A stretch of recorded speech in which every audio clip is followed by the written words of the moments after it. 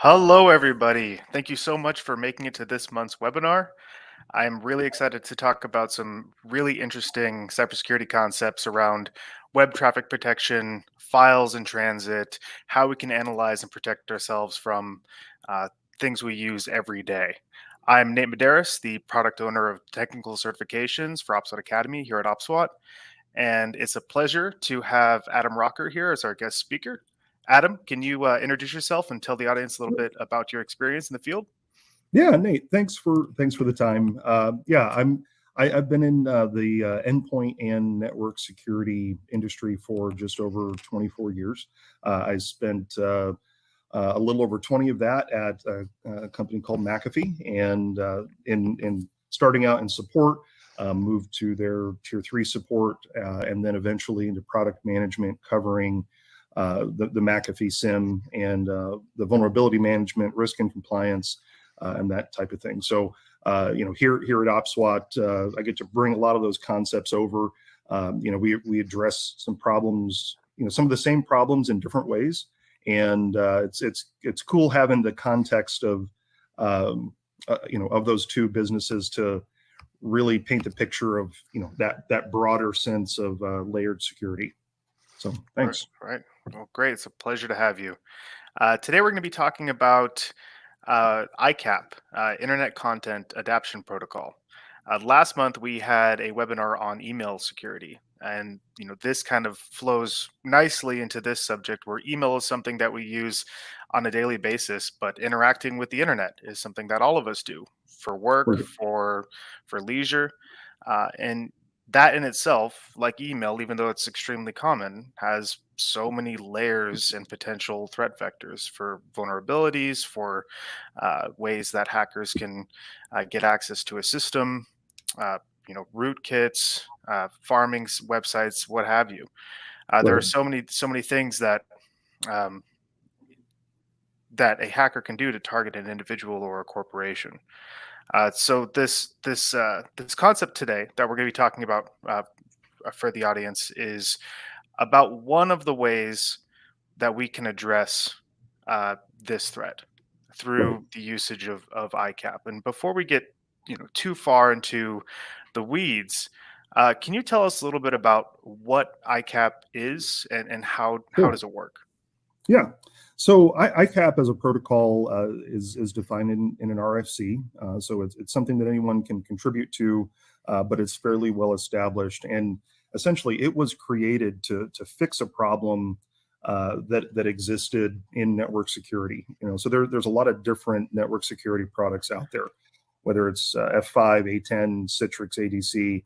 There's a lot of different load balancers, reverse proxies, API gateways that can protect the network from the outside. You've got a bunch of untrusted users, untrusted files, and the thing is, those network appliances do great at what they're designed to do, which is protect the network traffic that's coming in, to protect against a DDoS attack, or just plain straight out hacking attempts, brute force attempts, trying to leverage certain vulnerabilities that a router might have, or some sort of firewall, a WAF, which have you. They all do great at protecting the network from those traditional network style attacks. What they don't really do, and this is where ICAP it shines, because it does exactly what the industry wanted it to do, is it provides a way for those specialized security appliances to offload certain traffic for additional analysis, right? So in the case of a load balancer, load balancers do great at load balancing, right? And they provide a level of protection, but they don't do any content inspection of that traffic, right? So there's that difference between looking at the network traffic versus looking at the file traffic. And so inspecting that file traffic is what ICAP allows these network appliances to do. They don't have to do the work themselves. It just gets offloaded to a bespoke scanning service that will take a look at the file contents, give it a thumbs up, thumbs down on whether or not it's it's allowed to be in the network, and then the traffic continues from there. But very seamless, very out of the way. Like you mentioned, email. Security is not just for corporations, right? When Right. we talk about uh, network security of a bank, right? Like sure, the bank is concerned, right? Because they have to answer to their shareholders. Uh, we need to be concerned as consumers because we have accounts at those banks, right? So it doesn't just affect the shareholders; it affects our daily life. So when we talk about email, that's something that everyone knows and is aware of. ICAP is one of the things that kind of runs beneath the surface. You don't really even see it, but Right. it's helping protect us day to day. So if I could simplify that, maybe Sure. you mentioned that there's, uh, firewalls and load balancers and other tools that handle that network traffic. Those Right. are pieces of information being sent in packets, but they don't do anything about that assembled endpoint Correct. for when those packets are assembled into a file. And, Correct. and Correct. then that's when ICAP comes in, when the content's actually put together in a functioning piece of data that can be executed and run. We Right. then need some layer of security that says, okay, this fully assembled uh, uh, conglomeration of packets and bits, is Hmm. this safe or not? And then Correct. that's kind of where we bring this in place. Exactly. Okay, got it. And then you mentioned with banks. I mean, it goes so many layers further than that as well. I mean, even Sure. things like our power grid. Yeah. Those are, if somebody's doing a remote update with the firmware on, one of those human machine interfaces, those are Hmm. files that are getting sent over the wire and assembled, at the receiving endpoint and being executed and installed on a critical system that if there's Yeah. some kind of threat in a supply chain or whatever it is, even if it makes it past that network perimeter, the traditional network perimeter, as we all imagine it as the Right. big bubble around all of our Right. sensitive systems. What's that next step? And so I'm going to pull up a diagram here. Maybe we can talk a little bit about how this actually Sure. performs this. I'll pull this up.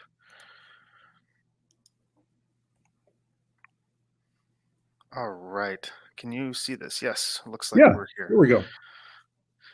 Yeah. So essentially, let's take banks for example, because they're making use of a lot of files, right? Whether you're um, applying for a mortgage, or there's a whole litany of things that money, right? Whether it's how we pay for our groceries, or the money in our bank accounts.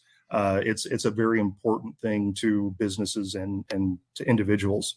For example, if you have to send something to your bank, that means that your bank has they have an application that allows people to interact with it to upload files. The bank might know their user, right? There are several know your customer type laws where you have to get some sort of personal information about the users of the system. Other systems don't necessarily have a whole lot of authentication, so you could have a file upload portal, right, for your mortgage company, and you can upload files, whether it's your work history, your pay stubs, or whatever it is that you need to send to the mortgage company. You're generally going to upload those to a site, right? You don't want to send them through email because email is generally not encrypted. You want to upload it through a secure source. So the thing is, the bank, they can put some restrictions in place to say we only want our users that we know to upload files. Well, that's difficult to do, and in general, whenever you have a file upload process, uh, unauthorized users are generally going to have some sort of access to it, to upload information. Let's say it's to open a new account, and you're uploading information to create a new account on that in that bank. When those files are uploaded, you really need to be able to scan them, right? Because we're not talking about an active hacker that is trying to get into the network with hacking tools and stuff like that. They might want to upload a malicious file or with a macro or something that runs. Right, something embedded in the file, or it could even be a known user that wants to upload a file and they don't realize that their system has been compromised. So all the good files they have need to be sent in. So, whether it's a known user or unknown user that's uploading something into the system, where ICAP comes in is even before it hits the application, that the web application that's hosting that file upload, you're going to have some sort of network appliance that sits in front of it, right? So it could be a load balancer. It could be reverse like an proxy, F5 WAF, proxy. or ingress controller with Nginx, anything like that. All of those things are going to give a thumbs up, thumbs down for the network traffic, but they're not going to do anything about, like what you talked about before, those assembled packets that represent a file. So what an ICAP client does on your ingress controller, load balancer, et cetera, is it knows that there are files in the traffic. And so it says, I don't really know what to do with the files. I don't have the scanning technology to render any sort of verdict on those files. So I'm going to send them to someone else. I'm going to have somebody else do the work. And then all I have to do is wait for the response. And so, you can see the files come in, and then, they get handed off to the ICAP service before they even really reach the network. And so that's one of the benefits of ICAP, is that it sits right at the perimeter. We like to talk about, scanning as finding a choke point. Where are all the files coming in, through this one place, so that we can scan them all, using the same policy, using the same engines and DATs to ensure that, we get consistent visibility across the network. Right. That's a pretty common practice with malware mitigation, is if you're going to have a point of data transfer, you should know exactly where all of them are. And then that's where you can set up your layers of security. Right. And so this, like you mentioned, like it's a handoff as part of the normal web request process. And that's Right. where the ICAP comes in. We actually have a question from a user asking in the diagram, what's the sequence? What's the order of events here? I think that's a great question.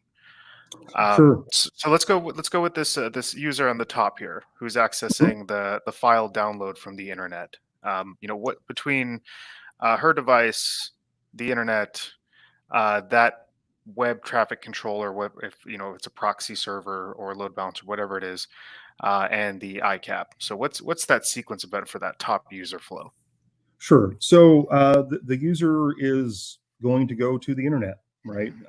They may need to go to a partner website, or even one of their own internal sites to download a file, and a productivity document that may need to get sent to whatever other number of users after, but they've got to add their input to that file. So the file is downloaded. Because that file is shared among many different people. It might be shared across companies. We do that with our partners. We'll collaborate on a Word doc or something. And what's great to do is scan that content as it's coming in, right? So in this case, the person on top says, I need to download a file as it is coming down from the internet, wherever it was stored. It's going to go through a network appliance at some level, Which is this item in the middle that we have here. Yeah, the box in the middle. It'll forward it over on the right to the ICAP scanner, and you can do several things with ICAP. ICAP just defines the protocol. It's the handshake. It's the communication back and forth between the client and the server. What happens on the ICAP server can be many things, right? It can be your traditional virus scanning. It can be multi-scanning where you're using more than one engine. It could be stuff like DLP, Yeah, data loss prevention. right? And then, of course, data sanitization, right? So, if you really need to make sure that anything that you're downloading has no potential to carry any sort of zero-day type attacks, things that can't be detected by traditional AV approaches.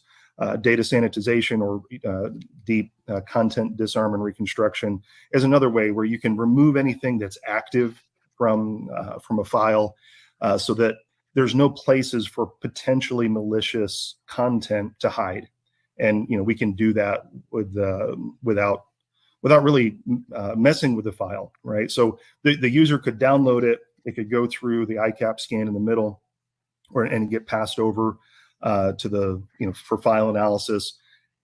Any number of things can be run against that file, and then we just give a thumbs up, thumbs down, or we give a sanitized file back to the box in the middle, and it goes to the user.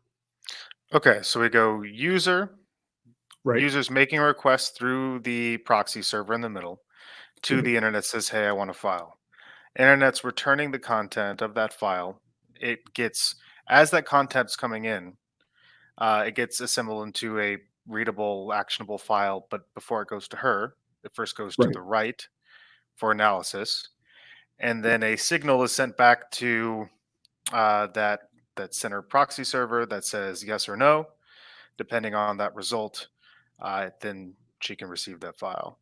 Yep. So ICAP can actually not only just give a thumbs up or thumbs down, it can actually, you mentioned a sanitized version, it can provide back Yeah. an alternate version of that file. So if we wanted Yep. to obfuscate with DLP, remove all the social security numbers or something, that'd Correct. be more of an outbound thing. But that's Yeah. what that So would happen. any sort of content inspection, right? So ICAP gives us the infrastructure and how it should work, because we don't want to have to create a direct integration with every different vendor out there, and every different vendor out there doesn't want to have to create their own integration. So ICAP is a great way for all these security tools to get on the same page and speak the same language, so that very seamlessly, without having to do any infrastructure changes or any API coding, you can have a network security device talk to some other sort of scanning service that are completely different, right? But because they're talking ICAP, they can do that handoff without any issue. Yeah, that's a really important point, because while this, may not be used in every circumstance, almost every enterprise environment is going to have some kind of proxy or a load balancer or Yes. something that actually has the ability, even if the IT administrator doesn't understand that, or isn't aware of it. Right. Uh, their existing services actually do support this protocol. Sure. So it's more of a plug and play than a lot of other scenarios when you're Oh, talking about inline it analysis. it is it is the most plug and play type of integration that I've seen. Right. The way that you can simply set up an ICAP server and just start sending it file data. Right. As long as you can send send the file data over, you can do a lot of cool stuff with ICAP without even impacting the users, right? Users Right. are in general not even going to see that going on behind the scenes. Because if, let's say, if it's a reverse proxy for a server, you don't have to say, I'm going to block or allow this traffic based on the ICAP response. I could just send it over for analysis, but the users can continue using it as normal, right? Because it's all up to the actual proxy or network appliance configuration as to what you do with that response. Yeah, in general, when when you get a 200 or a 204, depending on whether or not the file was already clean or if the file had to be modified, um, you can send the file on. Generally, they don't. right? The idea is, Yeah. go ahead. I was going to say that wouldn't be a very sensible use case if you're going to knowingly send a detected malicious Now, file back to the user. there are some things, right? So there are some cases where, let's say you may have a file, and we're kind of getting into what we can do in an ICAP server, Hmm. but you could say, well, I'm going to flag this file because it's out of policy, right? Not everything that we deal with is necessarily malicious. You could let's say uh, you needed to embed some sort of JavaScript in a PDF. I don't know what good reason you would have to need to do that, but let's say that you're a law firm Hmm. and you have a good reason to put a PDF or put a script inside a PDF. Most companies wouldn't do that, right? Because why do you need a JavaScript inside a PDF? But just for the sake of talking about it, in a lot of cases, the files that you have, as a lawyer, they can't be changed, right? They cannot be modified. You got to have chain of custody. Everything has to pass legal muster, Right. which means you've You got to can't have any maintain, alterations. It has to be the same right, hash as it was when right. it So was you've sent. got file integrity in place, and that's huge, right? Because Right. it deals with the law. Um, so what you might want to do is flag certain files that fall outside of the policy, and be able to just do monitoring.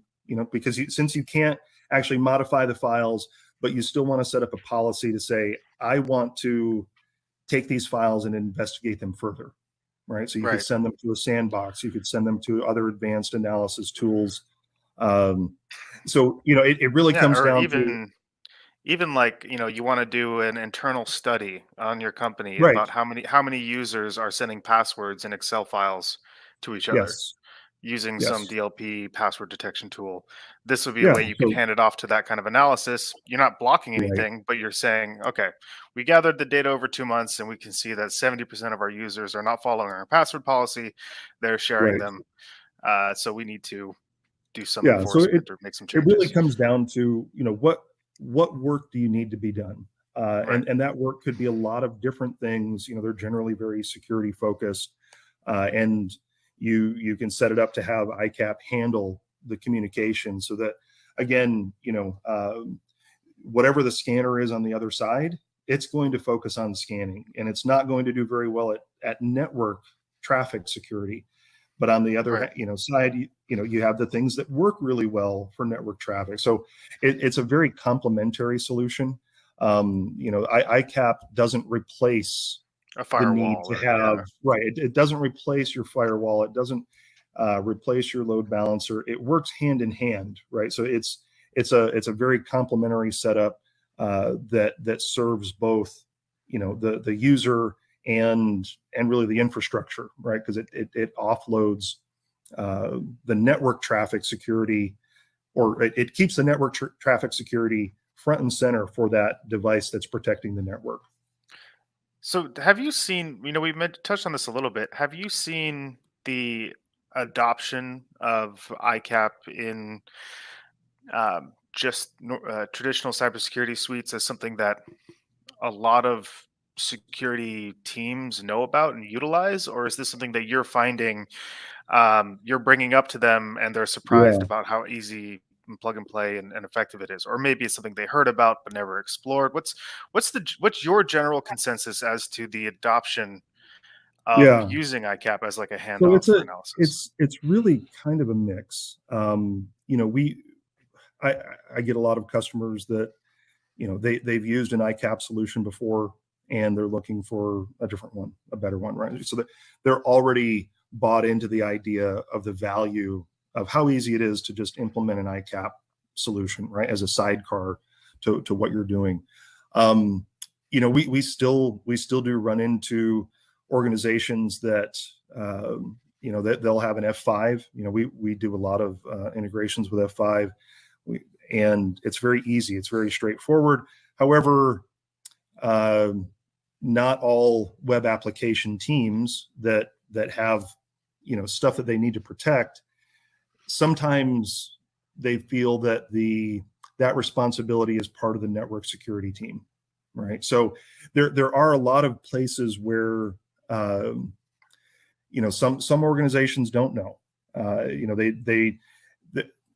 It's the traditional legacy, the old school mentality that Right. I have a checkpoint firewall, Right. so Because we're safe. we're mixing files versus network security, kind of all in one Yeah. big flow. So I would imagine the traditional breakdown as to the responsibilities within that IT and security department would be a little fuzzy when it Yeah, comes to and that. it is, and not everyone wants to jump in and say, I want to be responsible for the security, Hmm. right?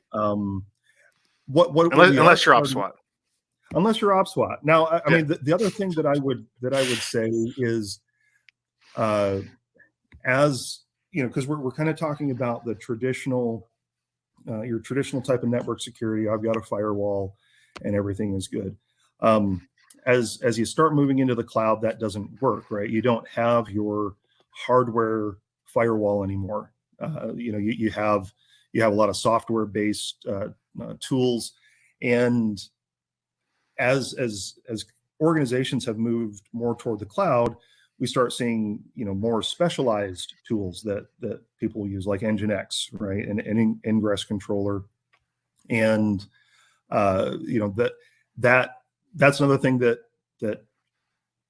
where as people start to adopt things like containers and Kubernetes, then Nginx plays a much larger role because it's very small, very configurable. There's a free version, and it really starts opening up opportunities for for companies like OPSWAT to meet customers where they're going, right? So ICAP has been around for a long time, and we try to make use of that technology wherever we can, because it exists in so many different appliances. But whether it's internal company politics and nobody really wants to take take charge of their own security, um, as network security matures in the cloud, then we will see more stuff like Nginx that they're using to protect that web application, and we can integrate with Nginx to do the scanning there as well. So it's I think ICAP will continue to grow in visibility, but again, it's not something that's flashy, right? Right. It's not something that Because people first. it just works most of the time, right? Right. It just, you plug the two sides in, they talk, you get, you get your file convictions, and then you're good to go. But as people start to diversify the ways that they are protecting their web applications and their organizations, things that are similar, right? Because we integrated with Nginx, not necessarily through ICAP, but for the same type of ICAP use cases that Nginx typically serves. Right. We have a really good question here from the audience. The question is, does ICAP slow down internet speeds? Now, before we answer that, we did talk a little bit about how there's so many different use cases Right. for what you could be doing with it. So let's come up with a scenario to kind of frame this so we can work through this through this answer.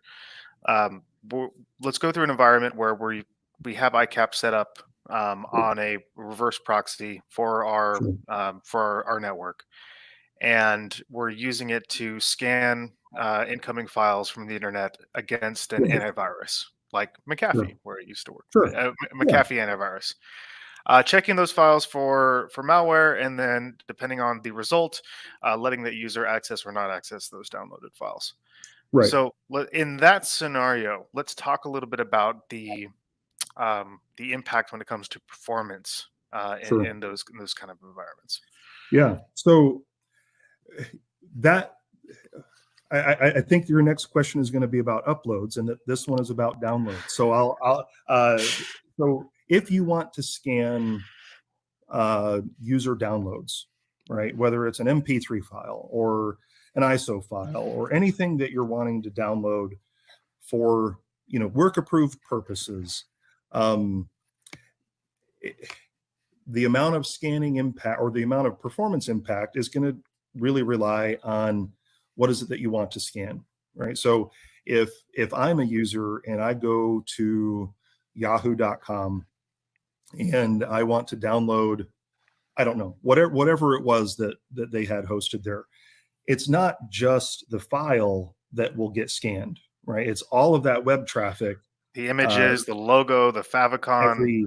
Yeah. everything, right? So it's while you can filter it, you do have, you either have to spend a lot of time filtering what you want to scan that's coming from the outside, or you're going to spend a lot of time scanning everything, right? It's going to be just plain text pages. It's going to be CSS pages. It's going to be a lot of stuff that can't be malicious, but is going to be scanned. So in those cases, in order to minimize the user impact, you have to do a lot of filtering, right? You have to do a lot of filtering at the web proxy side to say, we're only going to do certain types of files, follow best practices, about file size and that type of thing. And of course, you can set time limits, right? So that things time out after 2, 3, 4 minutes. It's a balance, right? Like how much do you want to scan? How much do you want to impact the users? And do you want the results to be good? Another thing that I've seen too that's really effective is to set up your proxy caching to happen after the ICAP handoff.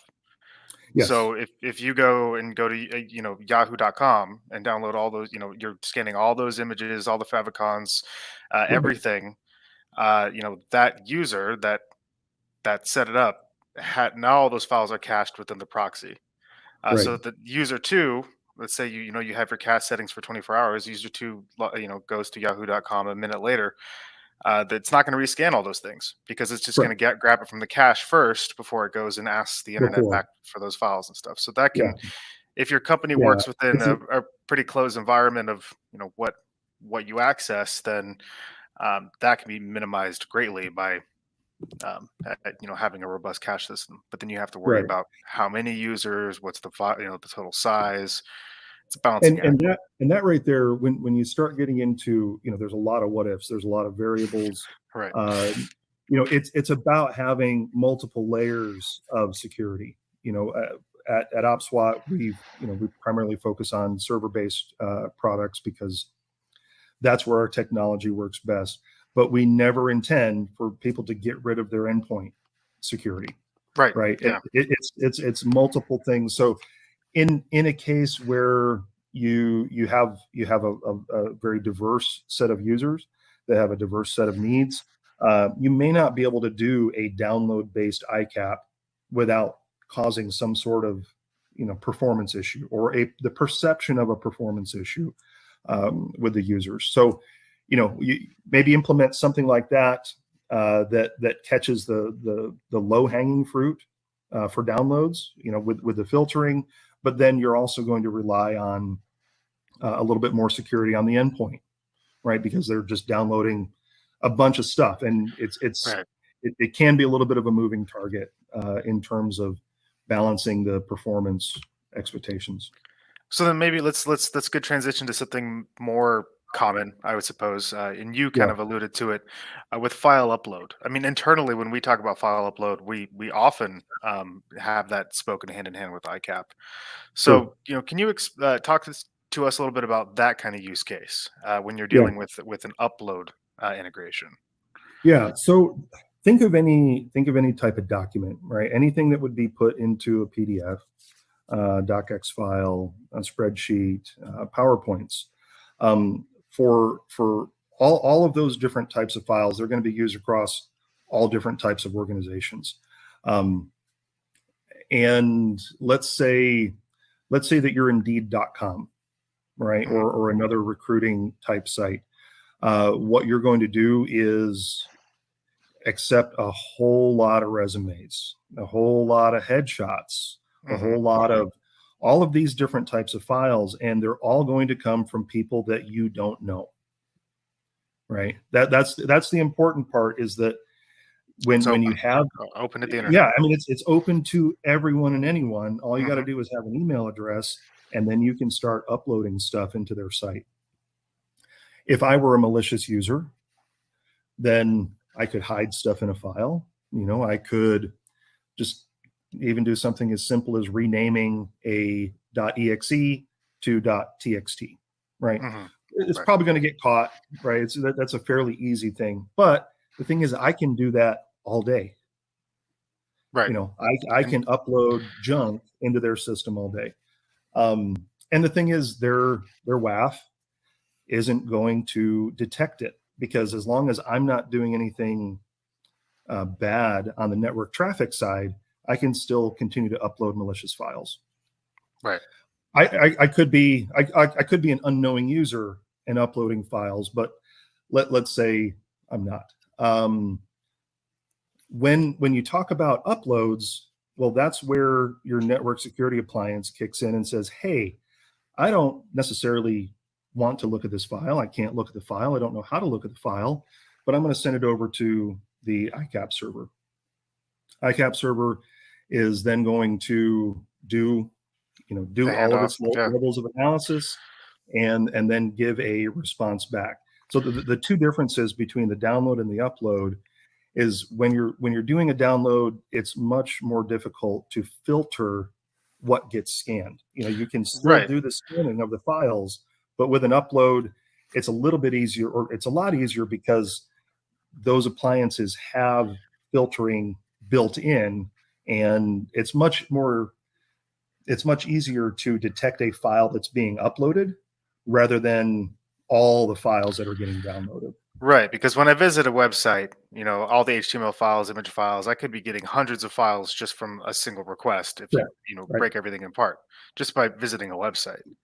But like you mentioned with your even your bad actor that's uploading all day long to Indeed.com or whatever job search it is, Right. they're not going to hit anywhere near those numbers. So Right. so with the upload use case, you can put in a lot more resources to uh, to to put into those to the analyzing techniques. You can do Yes, more with those because it's files. it's because it's very focused on Very focused. the Yeah. the, the files that can potentially be bad, right? Because so Right. no one's going to be uploading a lot of text files. They're going to be uploading a PDF, an image that Excel, may Word. may Yeah. have stuff embedded in it, because Right. you can use steganography to embed malware inside of a picture, right? So there's all of those things that can be uploaded that are just not going to be investigated. They're not going to be analyzed by the firewall. Right. Yeah. Absolutely. So that's a something I think is a really important distinction for the audience to kind of picture here, where you have your egress and ingress data going in or going out, and Mhm. both of those have a huge different impact as what you're trying to protect. If it's Right. downloading, you're typically trying to protect your end users from getting something nasty out from the internet. Right. If you're doing a file upload, you're protecting your systems, you're protecting your assets from Yeah. I um, mean, you know you're those. much closer. You're much closer to that critical mass Right. of data, of information on the upload side. Yeah, absolutely. And something that I meant to mention earlier when we were talking about the diagram for any of the attendees in the webinar today, uh, Mhm. anybody can go and practice setting up, an ICAP system. You'd need to have some kind of ICAP client, but if Sure. you download Squid Proxy, for example, it's free. Yes. You can download it. You can set up ICAP with, I think it's like a config file that's like 15 lines, and you just import Yeah. it It's into. it's not much. There's ICAP clients, freely available, open source, Java based. that you can incorporate into your own web portal, right? If you need to, set something up to accept it, sure, you can have the ICAP client within Squid, Yeah. and so yeah, there's some easy ways Just to test it, see mess how it around with it. works. Yeah, Yeah, exactly. Just set something up with an ICAP receiver that maybe sends syslog messages that, hey, yeah, this was received, this was received. sure. It's and really can get a feel for how plug and play it is. It's the language in which it's used. We've been talking a lot about use cases and scenarios that Hmm. companies have to face. These are real problems that need to be addressed some way, and this technology, this protocol is here that allows for that handoff to do all these kinds of things. Right. And then even stepping away from the web traffic protection. I mean, it's kind of a similar concept, but we've seen a lot of NAS solutions Hmm. that support ICAP as well. So, can you Yeah, tell us a little bit about how that works, and what are the sure. similarities and differences between a web integration versus Yeah, a storage integration? sure. So it's really kind of a difference between data at rest and data in motion, and or data in transit.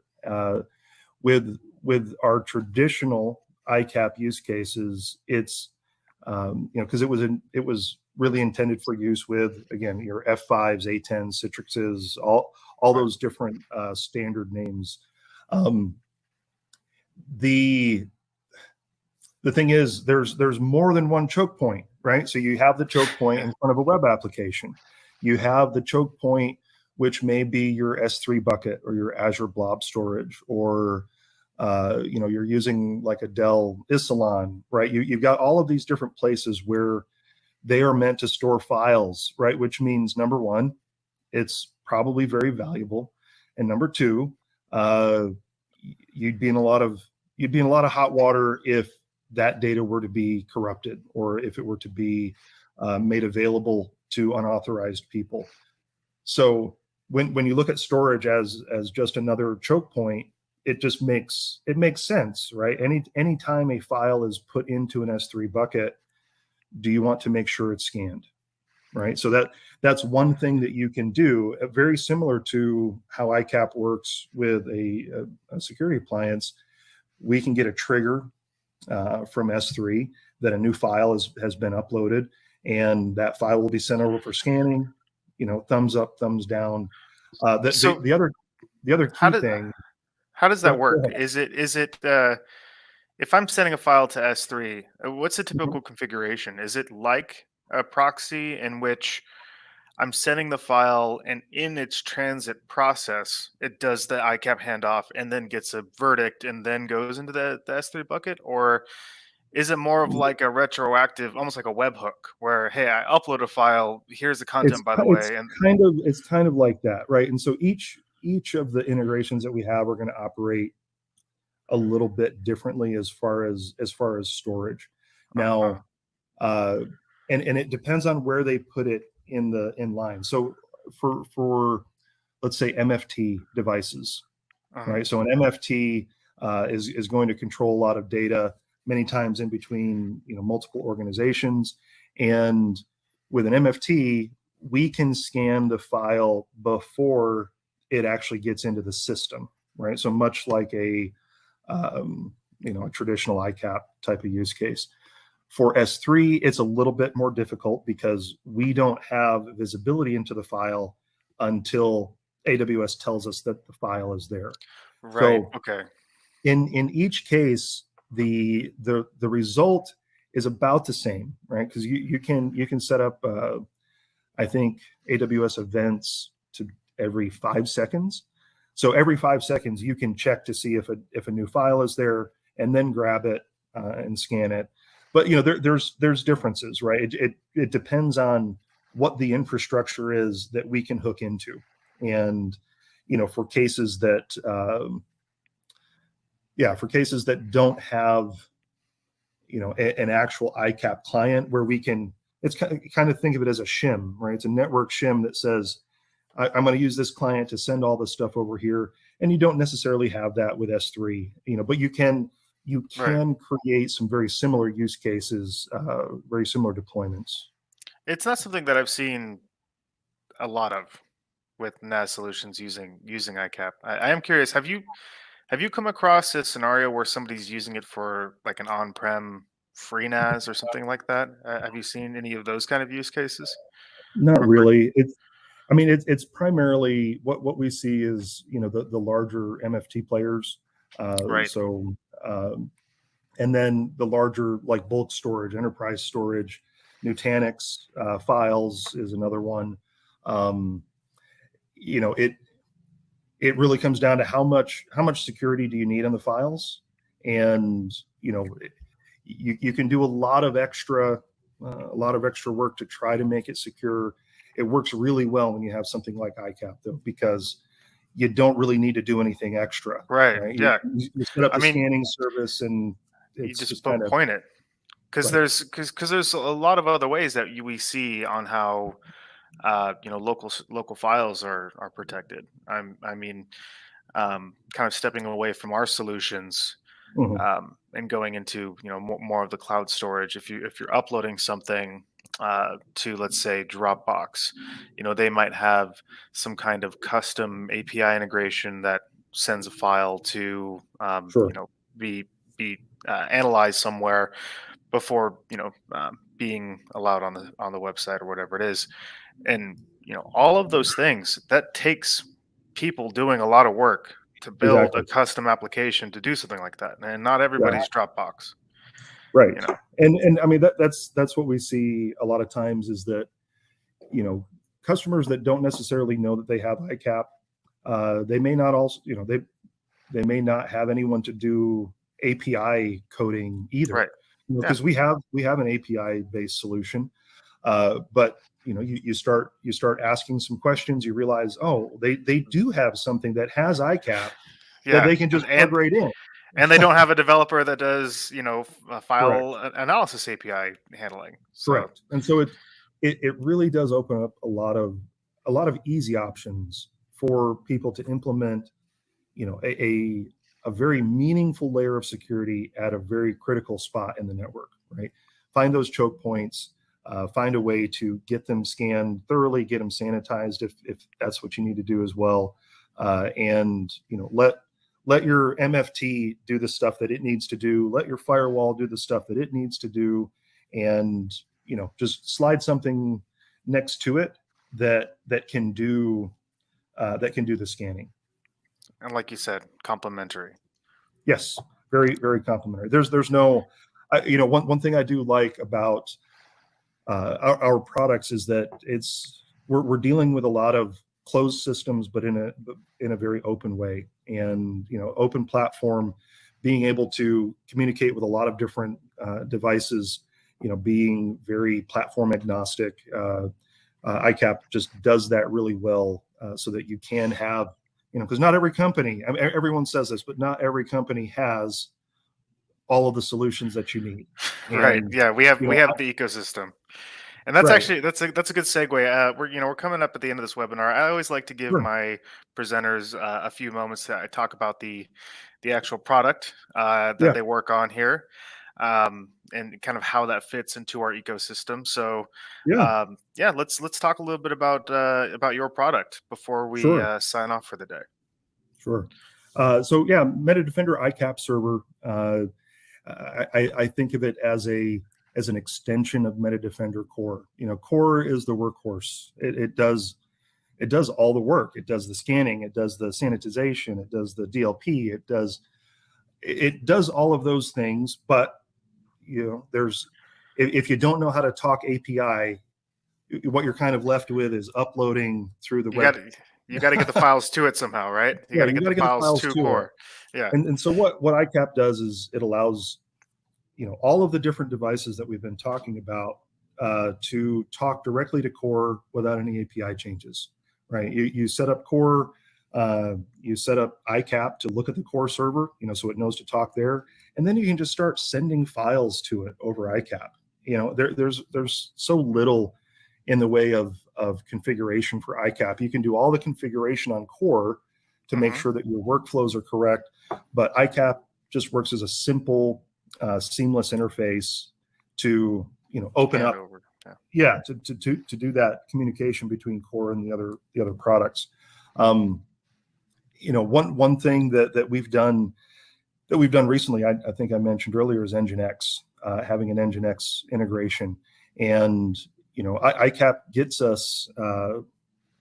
It's a large market, right? There's a there's a lot of people out there that use ICAP and like ICAP, but they need something that's a little bit more nimble, that's a smaller, that they can control as a web application developer and put their own security, in front of that web application without having to worry about the network security team to finally get to their ticket, right? So they can easily implement Nginx to secure their web applications, and we've created a direct integration with Nginx to do just that. And this is where Nginx is speaking ICAP and handing off to ICAP server. Kind of in a way. It does get delivered along with our ICAP server. Or that functionality is part of the ICAP server, and it really lets it opens the doors to people that are using Nginx, the free version, right, to set up security for their web apps, and then of course we support Nginx Plus as well, and we have still today the only commercial AV solution that has a direct integration with Nginx. So we jumped on that when we started seeing, Apache is going down, right? Apache is not really being used or it's not in use anywhere near as much as it used to be. It's on the decline. Yeah, it's very quickly. Nginx is just as quickly gaining acceptance. I don't know if it's 50% of all the web servers out there are running on Nginx, and we essentially want to bring that plug and play capability to Nginx as well, right? Because it's very configurable, it's very lightweight, low resource usage, and now you have a way to set that up and have a ready-made integration to send those files that are flowing through that ingress controller over to us for scanning. So, like I said, we're trying to meet where customers are going. Right. And that's what we see. That's where we saw a gap, and so extending that same type of ICAP thought process to containers and Kubernetes and more modern applications. Very cool. It's really awesome to see something that could seemingly be so complicated be executed so simply at the end of the day. So it's awesome stuff that you're doing. Well, Adam, thank you so much for joining me today on this webinar. And to the audience, for anybody that didn't get their questions answered, we'll be sure to follow up with you and respond via email after this webinar is over. So thank you, everybody, for joining. It was great having you on, and look forward to seeing you on the next one. All right.